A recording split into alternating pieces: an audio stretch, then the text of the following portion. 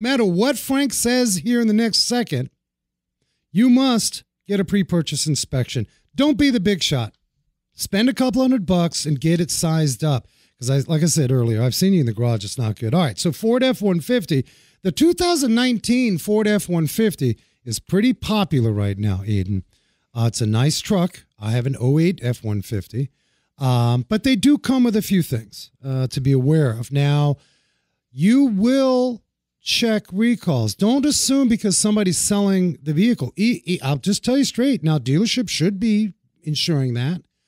But if there was a special order part or a part on back order, which just means they don't have it, it's being made as they speak, they may not perform the recall. So one of the biggest recalls on these F-150s, there's several, is there's a couple of them, but the biggest one I want to cover is the rear axles that can actually come apart at the axle hub splines. I can't say I've seen the F-150 in. I've seen the F-250, the Big Daddy diesel in the garage, where the rear hubs had some issues. And I don't remember what the fellow did with that. I don't know if he pursued a recall on that. But just be aware of it. NHTSA.gov. You just put the VIN number in there and you research that. The other thing that's common with these Fords, I have it right now on my 08 F-150, is the world-famous catalytic converter.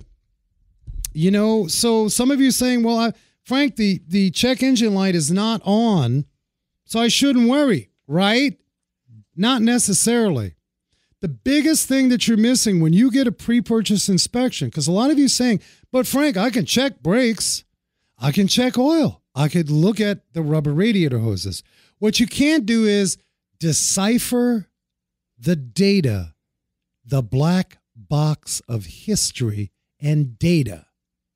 So I want to sell you this F-150. I'm going to clear a check engine light. You're going to buy it. You call me, hey, it's not a problem. No check engine light. I bought it.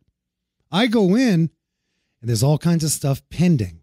In other words, you're stuck in limbo, which would ultimately mean the check engine light was not fixed. It was cleared. So just be aware of that. Now, this is a 2019 platform F-150. So the mileage, maybe you've got one that's just out of factory mileage warranty.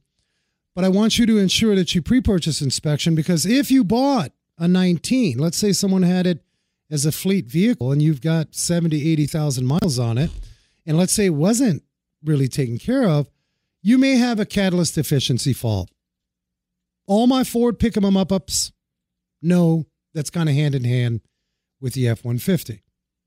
Mine, an 08, I've got 260,000 on the original catalytic converters. Now, why do these cats fail? Some of you are saying, well, Frank, geesh, why is this a problem?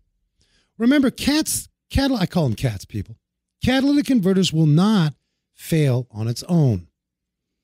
The catalytic converter's downstream in the exhaust, right? In the exhaust. Engine's producing, it's burning, it's doing its thing. And if you got a bad burn, slight misfire, and you're like, it only does it once in a while. Meanwhile, you drove it for 10,000 miles with a slight misfire, partially burned fuel, because we didn't burn it all, because you're misfiring, is now going through the catalytic converter.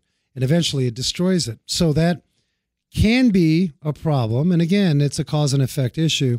So be aware of it. The other thing on these Fords, you get cam phasers. Like my phasers and my chains with that many miles, look, they need to be replaced. And they're making rattling noises. Is it causing a problem? Sometimes if you skip time, if those phasers get out of time, it's trying to time everything. You may have a lack of power, poor gas mileage, certainly a check engine light. So those are the biggest things with an F-150 to be aware of. Of course, you'll get it inspected. Otherwise, I will vouch for an F-150. And I know my GM fans, and we're going to talk about the Silverado in a minute. No, you don't know what you're talking about, Frank. That Ford is junk. I'm sorry. I'm speaking from my little old experience.